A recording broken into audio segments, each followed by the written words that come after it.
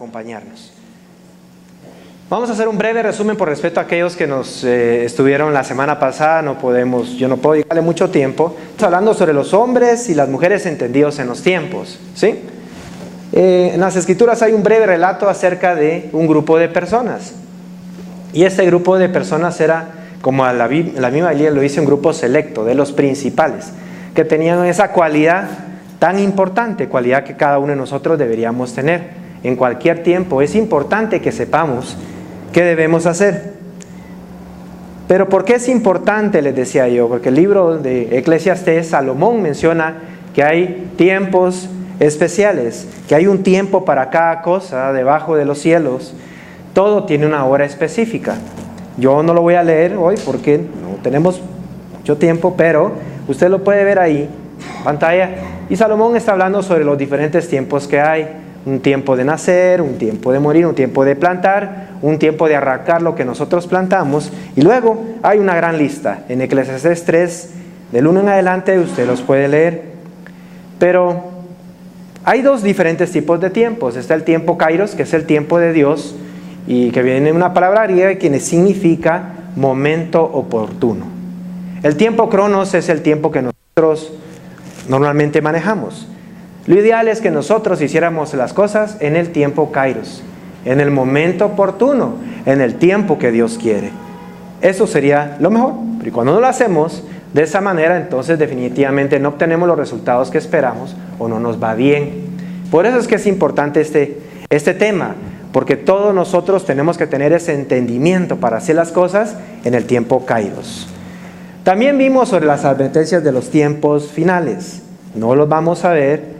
Simple y sencillamente les voy a mencionar las de Daniel con respecto a los tiempos finales que todos estamos viviendo, acerca de que en estos últimos tiempos la ciencia va a aumentar. Es increíble cómo la ciencia se ha ido desarrollando.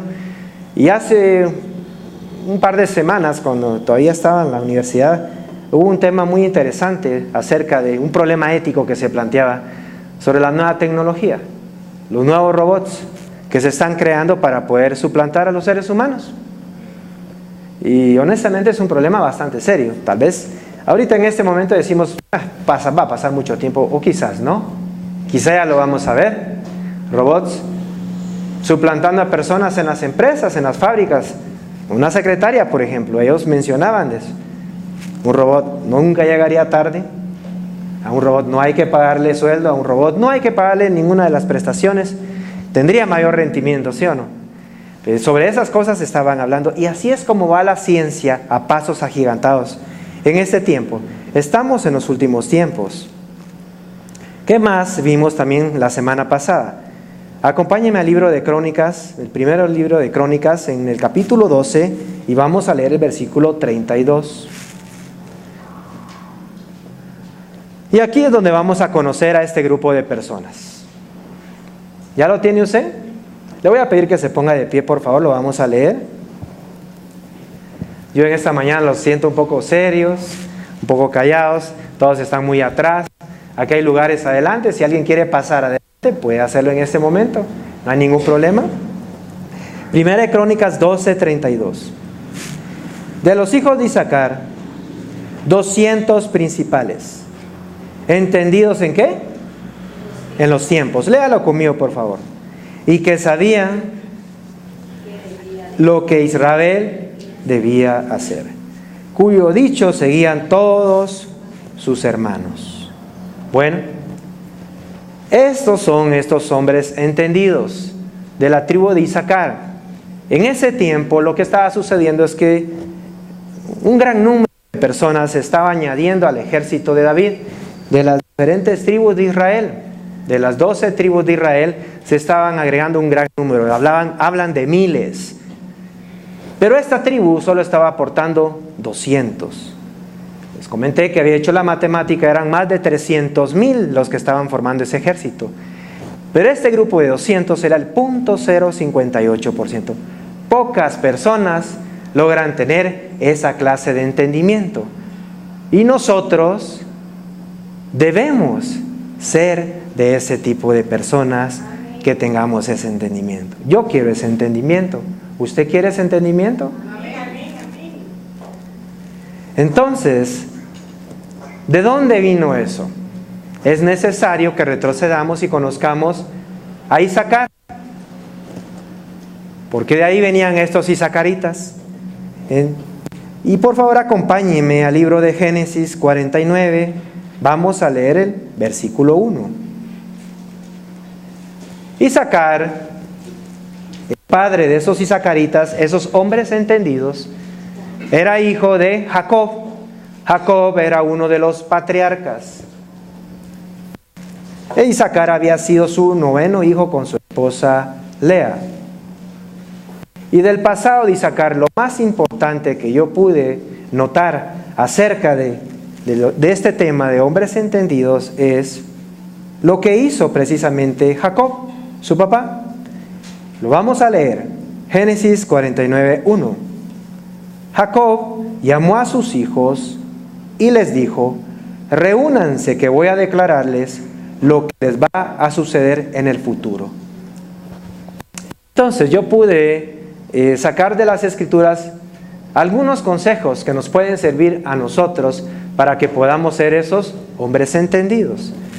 Y el primer consejo acerca de los hombres entendidos es que ellos tienen su vista puesta en el futuro. Dígalo conmigo. ¿Dónde tienen los hombres entendidos su vista puesta? En el futuro. Así es. Jacob, entonces, que era un hombre entendido en los tiempos, sabía de la importancia de tener la mirada puesta en el futuro. Tanto así que todos conocen la historia, y este varón, este hombre, se peleó por esa bendición. Engañó a su padre y tomó la bendición de su hermano Esaú. Y como él entendía que era importante tener esa promesa, lo hizo exactamente lo mismo con sus hijos. Los bendijo. Y esto es lo que leímos ahora en Génesis 49. Él estaba bendiciendo a sus hijos. Por eso es que es importante que nosotros podamos tener nuestra mirada no en el presente únicamente, en las circunstancias, sino que veamos más hacia adelante, hacia nuestro futuro. Y este es un pensamiento que no está en la palabra, pero que a mí me llamó poderosamente la atención. Este hombre dice: me interesa el futuro porque es el sitio donde yo voy a pasar el resto de mi vida. ¿Sí? ¿Dónde va a pasar usted el resto de su vida? En el futuro con Jesucristo. ¿Sí? En esa tierra y esos cielos nuevos. Ese es nuestro futuro. Esto es algo temporal. Pero vean lo que dijo alguien más. La más grande utilidad de nuestra vida es emplearla en algo que dure más que ella. ¿Sí? Yo voy a emplear mi tiempo en Jesucristo. No sé si usted lo quiere hacer, pero yo sé que lo estoy haciendo de buena manera. Me es útil, me es necesario seguir a Jesucristo. Porque al final, donde yo voy a pasar el resto de mi vida es con Él. ¿No lo cree usted así? Amén. Y le aconsejé también esto, que reúna a sus hijos como lo hizo Jacob y que decrete sobre ellos. Porque Él no solamente los bendijo, sino que fue una declaración profética sobre lo que Él quería que le sucediera a sus hijos. Y eso lo tenemos que hacer cada uno de nosotros. Los padres tenemos que decretar sobre nuestros hijos para que les vaya bien en la vida. Luego está el segundo consejo, o el segundo principio que tienen estos hombres entendidos. Y es que los hombres entendidos en los tiempos conocen el propósito de su vida. ¿Sí?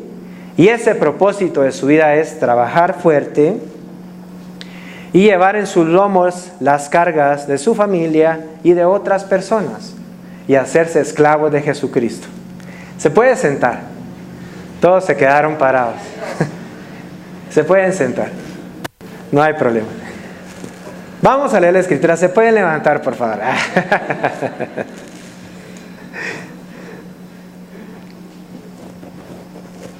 Lo que quiero que quede en su corazón es esta bendición que hizo Jacob sobre la vida de su hijo Isacar. Y para muchos la bendición podría parecer, les dije, como no una bendición, como que le hubiera pegado, ¿qué? Una maltratada, como que lo hubiera maldecido, ¿sí? Porque en ese tiempo decirle algo asno fuerte echado entre dos alforjas no significa lo mismo que en ese tiempo bíblico. Porque en ese tiempo bíblico, asno fuerte, echado entre dos alforjas, era una comparación positiva, ¿sí? Porque el burro en la Biblia o el asno en la Biblia es algo de valor, por el cual se debería pagar un precio, una redención cuando alguien lastimaba a un asno, ¿sí? Eran tan importantes incluso porque en varios pasajes de la Biblia hay asnos que participaron cuando Balaam quiso maldecir al pueblo de Israel. Ese asno le habló a ese profeta, él vio las señales y el profeta no las vio. Y el asno más reconocido por todos es el que usó Jesucristo cuando entró a Jerusalén. Pero ¿qué es lo que yo rescato sobre la bendición? Asno fuerte entre alforjas significa que es la característica de los hombres que están dispuestos a trabajar fuerte, a llevar las cargas de su familia y las cargas de otros sobre sus lomos. Cuando dice la bendición, vio que la tierra era deleitosa, esos son los hombres entendidos que precisamente tienen su mirada puesta en el futuro, en esa promesa que está para nosotros, en esa tierra nueva y esos cielos nuevos. Y es una tierra deleitosa, porque va a ser una tierra donde ya no habrá más injusticia, donde habrá paz y podremos descansar de nuestro trabajo. Y luego la última parte de su bendición es, bajó su hombro para llevar y sin protestar sirvió como esclavo. Yo creo que aquí hay muchos hombres y muchas mujeres que han bajado su hombro sin protestar para servirle a Dios. Se han hecho esclavos de Jesucristo. ¿Cuántos han tomado esa decisión en sus vidas? ¿Ninguno? ¿Amén? ¿Pocos? Pues qué bueno que usted sí lo haya hecho. Y ahí era donde íbamos. Yo hice un breve resumen, pero si usted quiere pues conocer mayores detalles, pues usted lo puede ver después en la página de la iglesia y usted puede observar cada uno de los detalles. Ahora sí, ¿cuál es el tercer aspecto que tenían estos hombres entendidos? Ahí mismo en 1 Crónicas 12:32 vamos a leer en las Escrituras. De los hijos de Isaacar, en otra versión, la Biblia de las Américas dice expertos en discernir. Diga conmigo, expertos en discernir los tiempos. Con conocimiento de lo que Israel debía hacer, sus jefes eran 200 y todos sus parientes estaban bajo sus órdenes. La tercera característica de estos hombres es que son expertos en discernir. Y Dios desea que cada uno de nosotros seamos expertos también en discernir. Experto significa que tengamos esa capacidad, esa experiencia. Alguien que es experto es alguien que continuamente lo hace, que está acostumbrado a hacerlo. Llega un momento donde se vuelve un experto. ¿Por qué? Porque tiene práctica en eso. Así es que Dios desea que cada uno de nosotros seamos expertos. Pero vea lo que significa la palabra discernimiento. Discernimiento significa que es la capacidad de poder identificar, ¿sí? Pero ¿qué tenemos que identificar nosotros? Nosotros tenemos que tener la capacidad de identificar entre lo bueno y lo malo, entre lo verdadero y lo falso, entre lo que me conviene y lo que no me conviene. Yo quiero tener esa capacidad. Yo quiero poder discernir entre esas cosas, pero a veces resulta difícil y por eso es que a veces nos metemos y nos damos de golpe contra muros bastante altos porque no discernimos. Pero Dios desea que nosotros seamos expertos. Vamos a analizar el primero de ellos, discernir entre lo bueno y lo malo. Mire, hoy en día es bastante importante que nosotros podamos discernir eso. Nuestros hijos sobre todo van a estar expuestos a mucha información, a muchas ideologías, a muchas cosas que la televisión, el internet, los amigos, las redes, todo alrededor de ellos les está metiendo en su cabeza. Cosas que el mundo le dice que son buenas, pero que la Escritura dice que son malas. Para eso necesitamos discernimiento cada uno de nosotros. Vea lo que dice en Lucas 5:30. Y vamos a analizar una de las cosas que muchas veces las personas en este tiempo y muchos cristianos usan este texto para justificar sus acciones. Lucas 5:30 dice: y los escribas y los fariseos murmuraban contra los discípulos diciendo: ¿por qué coméis y bebéis con publicanos y pecadores? Respondiendo Jesús les dijo: los que están sanos no tienen necesidad de médicos, sino los enfermos. No he venido a llamar a justos, sino a pecadores. ¿Para qué? Al arrepentimiento. Y muchos usan esto para decir: bueno, es que está justificado. Jesucristo estuvo en el mundo, compartió con los pecadores. Yo hago lo mismo, sí, pero Jesucristo lo hizo con un propósito. ¿Cuál fue el propósito de Él? El arrepentimiento de los pecadores. Pero hoy en día el cristiano no lo hace convencido en eso. Honestamente, nos mezclamos en el mundo, pero lo que menos hacemos es predicar el Evangelio. Lo que menos hacemos es llevarlos al arrepentimiento. Nos basamos en esto, pero estamos haciendo realmente lo malo. ¿Sí? Tenemos que tener cuidado. Tenemos que tener entonces ese discernimiento entre lo bueno y lo malo. Y escoger hacer lo bueno. En estos últimos días me han llegado muchos mensajes de mis amigos del colegio que me invitan a un convivio navideño. Y claro, es tentador y me pongo a pensar, sería buenísimo juntarme con ellos porque podría recordar todo lo que hicimos de jóvenes. Todo lo que molestamos, todo lo que bromeamos. Pero no lo he hecho y no lo voy a hacer porque sé que en el fondo lo que ellos están buscando es tomar, echarse los tragos, como decimos comúnmente. Y tal vez si tuviera una buena intención de poder ir y predicar el Evangelio, iría, pero sé que en ese estado, en esa condición, ellos no van a escuchar el Evangelio. Hay que usar entonces el discernimiento para escoger hacer lo bueno, ¿sí? Y no dejarnos influenciar por lo malo de este tiempo. Pero ¿para qué más necesitamos el discernimiento? Entre lo verdadero y lo falso. Y nos confundimos a veces un poco con respecto a este tema. Es común que mencionemos ya en este tiempo, se ha vuelto pero tan frecuente, que se menciona precisamente esa propaganda que la famosa organización LGTB, con su mensaje, que en todos lados está, que ellos lo único que procuran es que ese mensaje de igualdad y de respeto al género permita que ellos hagan lo que ellos quieren, ¿sí o no? Y ha permeado tanto que muchos cristianos, muchos líderes incluso, consideran en algún momento: ¿y qué vamos a hacer con ellos? ¿Qué podemos hacer con ellos?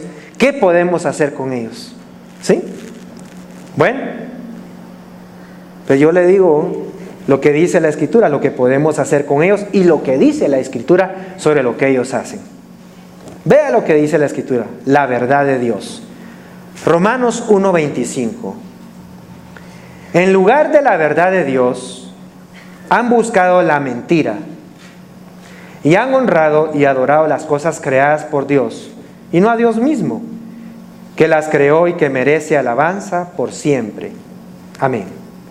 Luego en el 26 dice: por eso Dios los ha abandonado a pasiones vergonzosas, hasta sus mujeres han cambiado las relaciones naturales por las que van contra la naturaleza.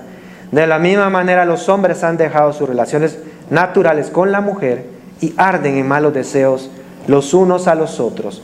Hombres con hombres cometen acciones vergonzosas y sufren en su propio cuerpo el castigo merecido por su perversión.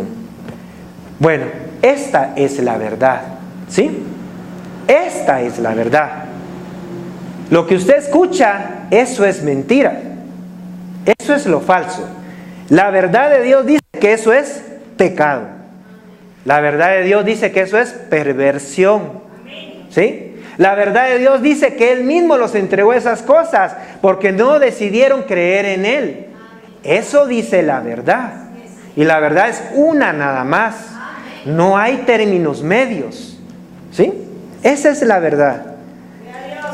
Perdone que lo esté enfocando así de esta manera, pero lo que pasa es que muchas veces, no sé, estamos dándole vueltas a este asunto y tal pareciera como que no sabemos qué curso tomar cuando la verdad es clara. ¿Sí? Y la verdad nos dice lo que es y lo que no es. Para Dios es pecado. ¿Cuál es la paga del pecado? Es la muerte. No hay otra consecuencia. Para cualquier pecado, la paga es la muerte. Bueno, pero el mundo lo seguirá aceptando y seguirá promoviendo este mensaje. Pero lo triste es esto. Es lo que están haciendo muchos cristianos. Vea lo que dice Romanos 1:32, más abajo. Saben muy bien que Dios ha decretado que quienes hacen estas cosas merecen la muerte. Y sin embargo, las siguen haciendo y hasta ven con gusto que otros las hagan. ¿Sí? Saben muy bien. Hay muchos cristianos que lo saben muy bien, que eso no es correcto. Tal vez ellos no lo están practicando, pero lo consienten. Hay que entenderlos, sí, hay que entenderlos, pero no hay que justificarlos. Vea cuál es el tratamiento del pecado. Este es el tratamiento del pecado. ¿Sí? Con misericordia y verdad se corrige el pecado, y con el temor de Jehová los hombres se apartan del mal. Solo hay una verdad, solo hay un tratamiento. Es con misericordia. La misericordia nos dice que no podemos juzgar a las personas, sí no podemos juzgarlas. Pero luego agrega, y es que creo que muchos se estacionan en la misericordia y ahí se quedan nada más. ¿Sí? Luego dice, y verdad. Y la verdad es lo que les acabo de leer. La verdad es que eso es pecado. La verdad es que eso no lo podemos consentir. Y la verdad es que para que Dios los perdone se tienen que arrepentir. ¿Sí? Vea lo que dice el Proverbios 28:13. El que encubre sus pecados no prosperará, mas el que los confiesa y se aparta alcanzará misericordia. Entonces, ¿es necesaria la misericordia? Sí es necesaria. Es más, nosotros no podemos cerrar las puertas a la iglesia. Las puertas están abiertas para todos, ¿sí? Pero no solamente para ese grupo de personas, para todas las personas. Para el fornicario, para el adúltero, porque todo eso es pecado también, ¿sí? Pero el tratamiento es exactamente el mismo. Las personas que aceptan la verdad y proceden con el temor de Dios, sucede lo que está escrito en Proverbios 28:13, ¿sí? ¿Qué es lo que hacen ellos? En primer lugar, no encubren su pecado, no lo tapan. En segundo lugar, ¿qué hacen? Lo confiesan. En tercer lugar, ¿qué hacen? Se apartan, ya no lo siguen haciendo. Y entonces, dice, alcanzan la misericordia de Dios. ¿Sí? La misericordia de nosotros es necesaria, pero para que ellos alcancen la misericordia de Dios, tienen que dejar de hacer esas cosas. Bueno, pero sigamos más adelante. También necesitamos discernir sobre otros aspectos.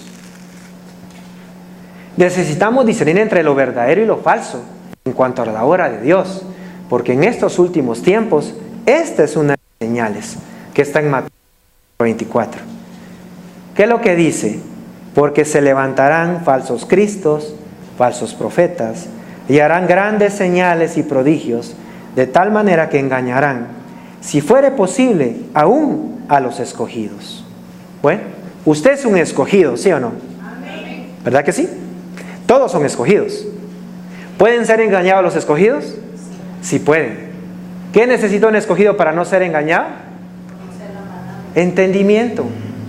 Entendimiento. Si usted no tiene entendimiento, usted va a ser engañado. Pero hoy en día mucha gente, mucho pueblo, anda buscando las señales.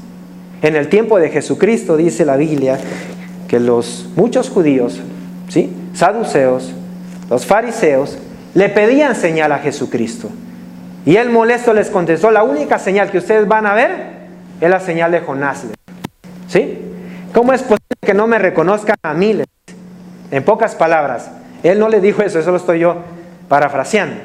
¿Cómo es posible que no me reconozcan a mí? Piden señales y enfrente tienen la señal más poderosa de todos los tiempos. Usted no necesita estar buscando señales que hagan profetas o maestros. La señal que usted necesita ver siempre se llama Jesucristo. Esa es la señal, ¿sí? Y esa señal es la única. Dale un aplauso al Señor.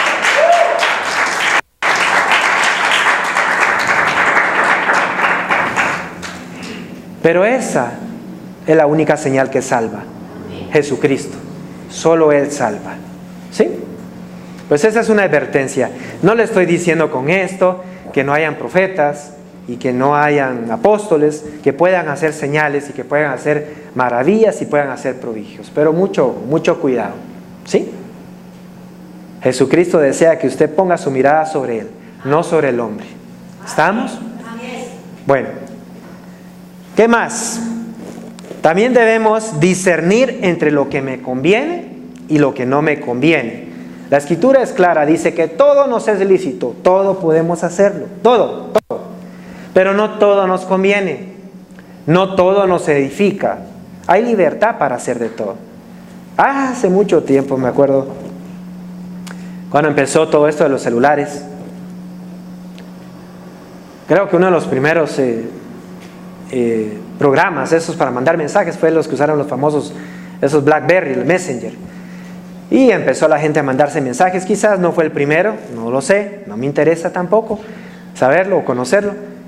Pero lo que sí les puedo decir es que hubo un cambio. Yo empecé a notar un cambio y con mi esposa lo platicamos. Cuando vimos que el celular estaba empezando a ser un problema, con ella nos pusimos de acuerdo y dijimos, mira, en los tiempos de comida no vamos a tener el celular. Y le dije yo y le agregué, si te veo con el celular lo voy a agarrar y lo voy a ir a tirar al sanitario. Entonces ella se me quedó viendo y se empezó a reír. Y lo hubiera hecho. Y después hubiera tenido que comprarlo. Pero lo hubiera tirado. Y hemos tratado de respetar esa regla en la casa. Porque el celular quita tiempo. Y la verdad el tiempo para mí es preciado. Ese tiempo yo lo uso para hablar con mi esposa y para hablar con mis hijos. ¿Sí? Pero si hay un celular de por medio, no se puede hablar. Están hablando con otros, pero no con usted. ¿Sí? Le voy a contar eso también porque hace poco unos jóvenes de la iglesia, no quiero mencionar sus nombres, no los quiero quemar, pero bueno, ellos llegaron y me dijeron, fíjese que hay una nueva, no es aplicación, actualización, creo que es tiempo en pantalla, se llama. ¿Sí? Y ahí se puede ver qué es lo que uno hace con el celular en una semana. Me asusté un poquito porque dije, ¿qué tanto estoy haciendo con mi celular? Pero quiero saber qué estoy haciendo con el celular. Entonces ellos tenían sus celulares abiertos y, bueno, de los que estábamos ahí, yo agarré mi celular y cuando lo abrí, tiempo en pantalla, me puse a ver ahí, tiempo en pantalla. Lo que encontré fue que el mayor tiempo que yo ocupo, no lo ocupo ni en el Facebook ni en el Twitter. ¿Sabe cuántos minutos tenía en el Facebook y en el Twitter? En una semana. 0 minutos. 0 minutos. Ni Instagram, ni Snapchat, y qué sé yo, tantas otras aplicaciones que hay. 0 minutos. De la que sí tenía más, WhatsApp, pero yo igual uso WhatsApp porque mi trabajo me mandan muchas cosas del trabajo también, y para comunicarme con ustedes, 35 minutos nada más, en una semana. Yo no desperdicio mi tiempo en el celular. Y le pido perdón si usted a veces me manda mensajes y no se los contesto. Pero es que no me interesa estar metido en el celular. ¿Sí? Porque sé que estar metido en el celular a mí no me conviene. A mí me hace daño. A usted le hace daño. Si usted está metido en el celular todo el tiempo, nunca tiene tiempo para Dios. Solo tiene tiempo para los demás, pero menos para Dios. Jamás tiene tiempo para leer la palabra. Jamás tiene tiempo para escudriñarla, jamás tiene tiempo para cuando sale de la iglesia y dice, voy a ver si lo que el pastor está diciendo es cierto, porque yo estos versículos nunca los leí. Pues hágalo, lo invito, ¿sí? Pero haga tiempo pues, deje su celular y va a ver que le va a alcanzar el tiempo, ¿sí?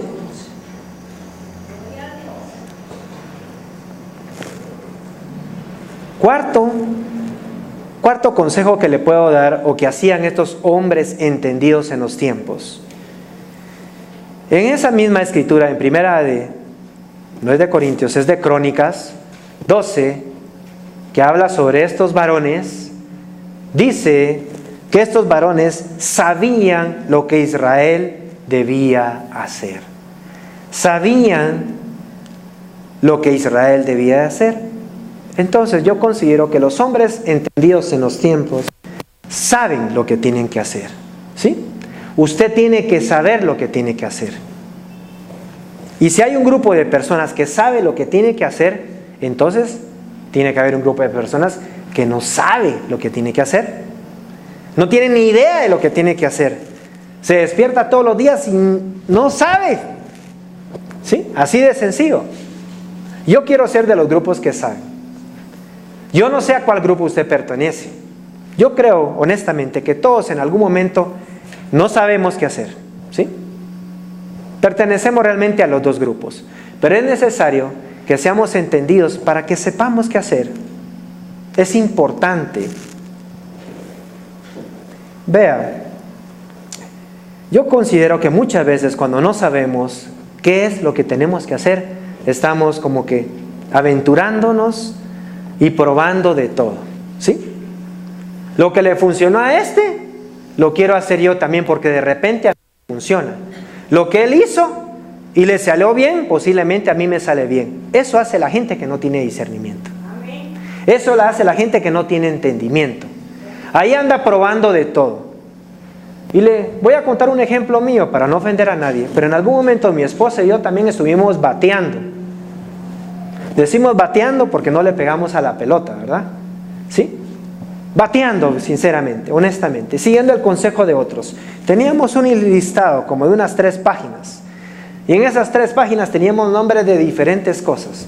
Porque el problema que teníamos es que nuestros hijos estaban peleando demasiado.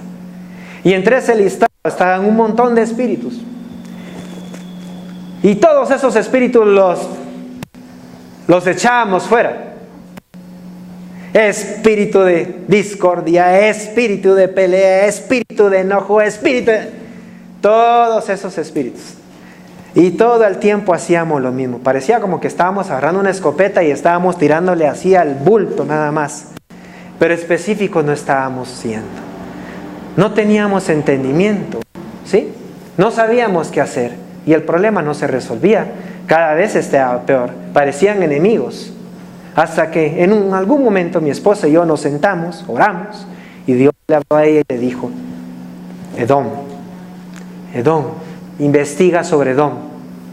Ella me lo comentó a mí y su marido, su esposo, su cabeza, yo diligentemente tomó la palabra. Tengo que ver si Dios le habló a mi esposa y le dijo que Edom, ¿qué está pasando con Edom? Y Edom es Esaú. Recuérdese que en la Biblia Dios le cambió el nombre a Esaú y le llamó Edom. Y los edomitas descienden de ellos. Pero Edom, dice la Escritura claramente que es cuando el amor fraternal entre los hermanos se pierde. Se pierde. Dios nos estaba hablando. Dios nos estaba diciendo específicamente. Obtuvimos el entendimiento en ese momento. ¿Y sabe qué pasó? Se nos abrió la mente, dijimos, esto es lo que está pasando. Es un espíritu de Edom lo que está afectando a nuestros hijos. Entonces ella empezó a hacer memoria y yo también sobre las cosas que en nuestra familia habían pasado. Espíritu de Edom, peleando hermanos contra hermanos, divididas las familias porque no había amor fraternal entre los hijos, entre los hermanos. Y empezamos a actuar. Y esto es precisamente lo que hacen los hombres entendidos. Porque ¿de qué sirve que usted entienda como entendían estos varones si después usted no hace nada? Si después usted se queda así de brazos cruzados y no hace nada, ¿sí? Usted tiene que hacer. Usted tiene que hacer algo. Y nosotros lo que hicimos con mi esposa entonces ya fue ir directamente con cada uno de ellos y ministrarlos de esa manera. Y salió. Ellos fueron libres, se aman. No estoy diciendo con eso que en algún momento pues se pelean, como todos buenos hermanos, en algún momento tienen diferencias, pero se aman, ¿sí? Yo he visto a mi hijo el mayor derramar lágrimas diciendo que él nunca va a dejar que nada malo le pase a su hermano pequeño. Y eso a mí me llena, porque yo no tengo eso, pero mis hijos sí lo tienen. Yo arrebaté para mis hijos y mis hijos van a ser diferentes. Ellos van a ser entendidos en los tiempos y ellos se aman, ¿sí? Necesitamos esa clase de entendimiento. Pero si hay algo que a mí en ocasiones me frustra, realmente me molesta, es que yo sé que hay muchos de entre nosotros que logramos ese tipo de entendimiento, que el mensaje de Dios es claro, que Dios nos habla, que Dios nos dice lo que tenemos que hacer y después no hacemos nada. ¿Para qué queremos entonces entendimiento si después usted no lo va a aplicar en su vida? ¿Para qué lo quiere? ¿Sí? El hombre entendido hace algo. Y le quiero pedir a Chusín, por favor, a Chus, que pasar adelante.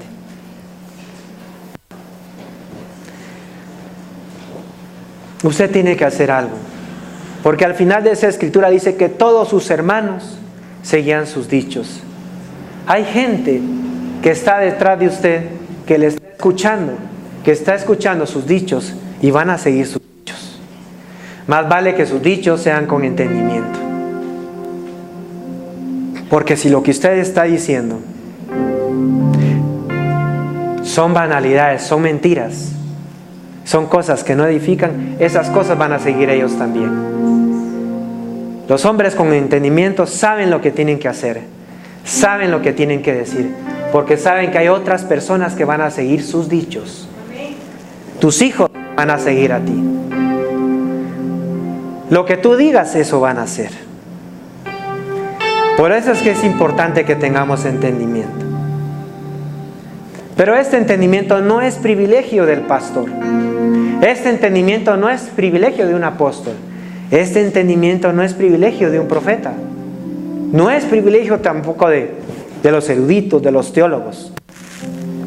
Este entendimiento la puede tener cualquiera. En Proverbios 28, en su parte final dice: mas los que buscan a Jehová entienden todas las cosas. Lo único que necesitas es buscar a Dios. Si tú realmente buscas a Dios con todas tus fuerzas, con todo tu corazón, con toda tu mente, Él te va a dar esa clase de entendimiento. Yo conozco una persona que Dios la usa mucho, que ha bendecido mi vida muchísimas veces. Y durante mucho tiempo estuvo buscando de Dios. No desmayó. Más de 5 años. Pero llegó un tiempo, llegó un momento donde Dios hizo amistad con esa persona. Y desde entonces ella ha mantenido esa amistad con Dios. Ella busca de Dios. Y no la vemos predicando. A ella nadie la conoce quizás. Ella no es protagonista.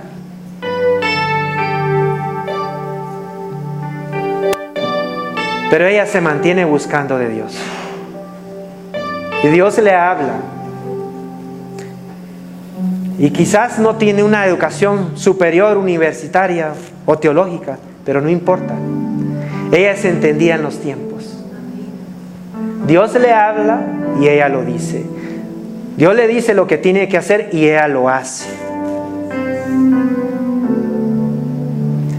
Es más, en más de alguna ocasión he querido que ella esté con nosotros. Pero a las personas que tienen entendimiento no se les convence fácilmente, porque solo escuchan la voz de Dios, no escuchan la voz del hombre.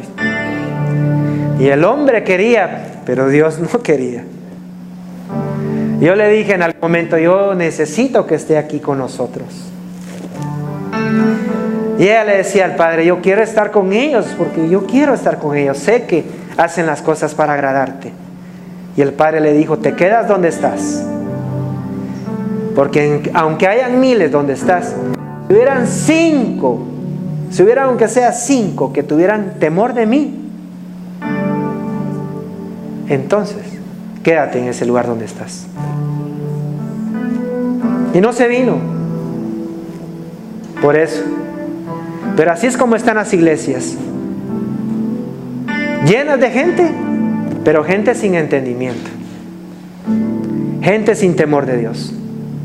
Yo espero realmente que aquí en esta iglesia, en el remanente, aunque no seamos muchos, pero que sí seamos una iglesia que nos caractericemos por tener esa clase de relación con Dios, esa clase de entendimiento. Ese es el deseo de Dios. Yo quiero que nos pongamos de pie.